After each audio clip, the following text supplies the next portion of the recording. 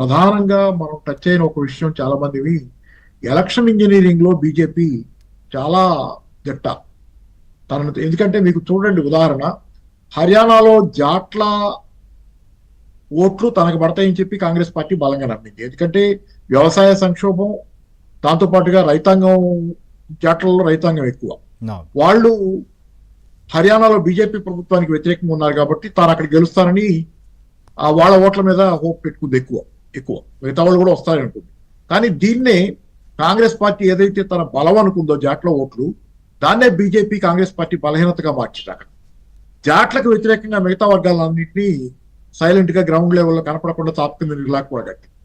జాట్లు అనేవాళ్ళు రైతులు భూస్వాములు అయినప్పుడు సహజంగానే కింది కులాలకు, అది పై కులం అయినప్పుడు కింది కులాలకు వీళ్ళకి వ్యతిరేకత ఉంటాం. కానీ ఇతరత్ర ఆ వైరుధ్యాలు ఉంటాయి. ఒక కులం ఒక పక్కన ఉండి బలంగా దాన్ని ప్రొజెక్ట్ అవుతున్నప్పుడు ఆ పార్టీకి సంబంధించిందిగా దాని ఆపోజిట్ అనేది మిగతా అంతా కన్సాలిడేట్ అవుతుంది. ఇది మామూలుగా అయితే మార్క్సిస్ట్ గత్తార్కీ సూత్రం, హెగెల్ చెప్పినటువంటి గత్తార్కీ సూత్రం. దీని కమ్యూనిస్టుల కంటే బాగా బీజేపీ వాడుకోగలదు. అంటే తన ఎదురుగాల్ని తనే సృష్టించుకుంటుంది. జాట్ల రూపంలో ఒక ఎదురుగాల్ని సృష్టించుకొని మిగతా కులాలన్నింటినీ తను కూడగట్టుకోగలిగింది. అలాగే హర్యానాలో మరాఠాలు అనేది ఈరోజు కాంగ్రెస్ బలంగా కనపడుతుంది, కానీ ఎన్సీపీ బలంగా, ఏది శరద్ పవార్ కి వీళ్ళకి. కానీ వాస్తవానికి వాళ్ళకి వ్యతిరేకంగా మిగతా వర్గాలన్నింటినీ కూడగట్టడం అనే ఒక స్ట్రాటజీని చేస్తా వచ్చింది. అక్కడ మరాఠా రిజర్వేషన్ అనే దాని మీద నినాదం వచ్చినప్పుడు బలంగా వాళ్ళు కాంగ్రెస్ కి అనుకూలంగా మొక్కుతున్నప్పుడు దాని మిగతా కులాలన్నీ మిగతా వర్గాలన్నీ దానికి వ్యతిరేకంగా. కాబట్టి ఈ రకంగా ఏంటంటే పోలరైజేషన్ సక్సెస్ఫుల్ గా బీజేపీ తనకు అనుకూలంగా చేసుకోగలుగుతుంది. రెండో వాళ్ళ బలాన్నే బలహీనతగా వాడుకుంటుంది. జూడో కరాటేలు ఇదే చేస్తారు, శత్రువు బలాన్ని వాడుకుని వాళ్ళని పడేస్తారు. కాబట్టి ఇదే వ్యూహాన్ని బీజేపీ చాలా సక్సెస్ఫుల్ గా రెండు రాష్ట్రాల్లో కూడా, హర్యానాలో అమలు జరిపి విజయవంతమైంది. ఇప్పుడు అది కాంగ్రెస్ పార్టీ పసిగట్టలేనంతకాలం ఏదో ఒక వర్గాన్ని అది బలంగా తన వర్గంగా చెప్పుకుంటారో, లేకపోతే దాని చుట్టూ తన రాజకీయాన్ని అల్లుకుంటే నష్టపోద్ది. ఇది ఒకటి ప్రధానమైన అంశం, అది గమనించాలి. తర్వాత రెండోది ఏంటంటే ఇక్కడ నేను అనుకోవటం, ఈ ఎన్నికల్లో మరి ఎందుకు పనిచేయలేదు, కానీ చాలా బలమైనటువంటి సమస్యలు. నిరుద్యోగం చాలా తీవ్రమైన సమస్య. చాలా యంగ్స్టర్స్ లో సుమారుగా 15% నిరుద్యోగం ఉంది మహారాష్ట్రలో. గత 10 సంవత్సరాల్లో 11% పెరిగింది, 4% నుంచి 15% పెరిగింది. అలాగే ద్రవ్యోల్బణం చాలా తీవ్రమైన సమస్య, దేశమంతా తీవ్రమైన సమస్య అక్కడ కూడా. అలాగే వ్యవసాయ సంక్షోభంలో దేశంలో నెంబర్ 1 స్థానం మహారాష్ట్ర. ఆ రైతుల ఆత్మహత్యలు, విదర్భ, ఇదంతా. మరి ఇవన్నీ ఎలా పనిచేస్తాయి అనేది కూడా గమనించాలి. ఇది పనిచేస్తుందా, లేకపోతే క్యాస్ట్ పోలరైజేషన్ మీద పోతారా? రెండే ప్రధానంగా. క్యాస్ట్ పోలరైజేషన్ పోయేటట్లయితే ఇందాక నేను చెప్పినటువంటి ఎలక్షన్ ఇంజనీరింగ్ తో, ఆర్ఎస్ఎస్ గ్రౌండ్ లెవెల్లో చేసినటువంటి క్యాంపెయిన్ తో డోర్ టు డోర్ బీజేపీ గెలుస్తుంది. అలా కాకుండా గనక సమస్యలే గనక పనిచేస్తే జీవితంలో వాళ్ళ మీద, వాళ్ళు వేరే రకంగా రియాక్ట్ అవుతారు. నిరుద్యోగం, లేకపోతే ద్రవ్యోల్బణం, ధరల పెరుగుదల, లేకపోతే వ్యవసాయ సంక్షోభం చాలా తీవ్రమైన సమస్య. దీనికి అదనంగా ఇంకోటి ఏమో యాడ్ అయిందంటే ఓట్ల చీలిక అనేది వచ్చే అవకాశం ఒకటి ఇక్కడ కూడా ఉంది. హర్యానాలో జరిగినట్లే ఆమ్ ఆద్మీ పార్టీతో పొత్తు పెట్టుకోవడంలో హర్యానాలో బీజేపీ, అది కాంగ్రెస్ విఫలం అయింది. అలాగే ఇక్కడ కూడా ఎంఐఎం వేరే పోటీ చేసింది. ఎంఐఎం చివరిదాకా కాంగ్రెస్ తో కలిసి వెళ్ళడానికి ట్రై చేస్తే కాంగ్రెస్ ఒప్పుకోలేదు. ఎందుకంటే కాంగ్రెస్ కూడా సాఫ్ట్ హిందుత్వానికి ట్రై చేస్తుంది. మెజారిటీ ఓట్లు తనకి రావేమో ఎంఐఎం తో కలిస్తేనే భయంతోనే, బహుశా ఏ కారణంతోనే వాళ్ళు అక్కడ ఎంఐఎం దూరం పెట్టారు. ఎంఐఎం ఇప్పుడు 16 సీట్ల దాకా ఏదో పోటీ చేసినట్టుంది, 16-17 సీట్లు పోటీ చేసింది.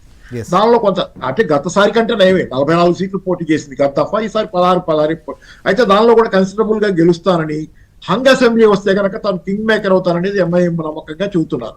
రెండోది ఏంటంటే వంచిత్ బహుజన్ ఇది అనేది ఒక పార్టీ, ప్రకాష్ అంబేద్కర్ పార్టీ, అది కూడా చాలా స్థానాల్లో పోటీ చేసింది. అది కొంత బలమైన ఓట్ బేస్ ఉంది దానికి, అది కొంత పనిచేస్తుంది. ఇట్లా ఓవరాల్ గా ఏంటంటే చిన్న చిన్న పార్టీలు చాలా ఉన్నాయి ఈ రోజు.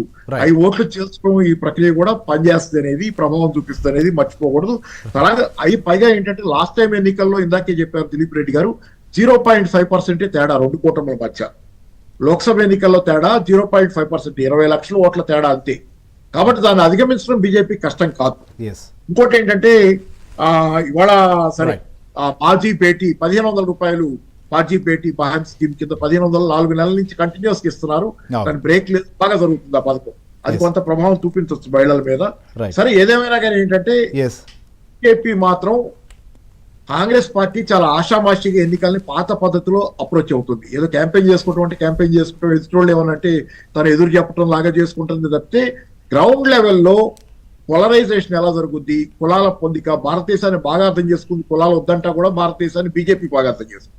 ఎస్, చూద్దాం సార్. ఎందుకంటే ఎలక్షన్ ఇయరింగ్లో కాంగ్రెస్ పార్టీ వెనకబడుతుందా? సో అలాంటి పరిస్థితుల వల్లే ప్రస్తుతం చూస్తే 57 స్థానాల్లో భారతీయ జనతా పార్టీ సంబంధించినటువంటి కూటమి లీడ్ కనిపిస్తోంది. కాంగ్రెస్ కావచ్చు, కూటమి మొత్తం 30 స్థానాలకి పరిమితం అవుతున్నటువంటి పరిస్థితి పోస్టల్ బ్యాలెట్లు. సో ఎక్కడ ఇలాంటి పరిస్థితి ఎదురైంది అనుకోవచ్చు?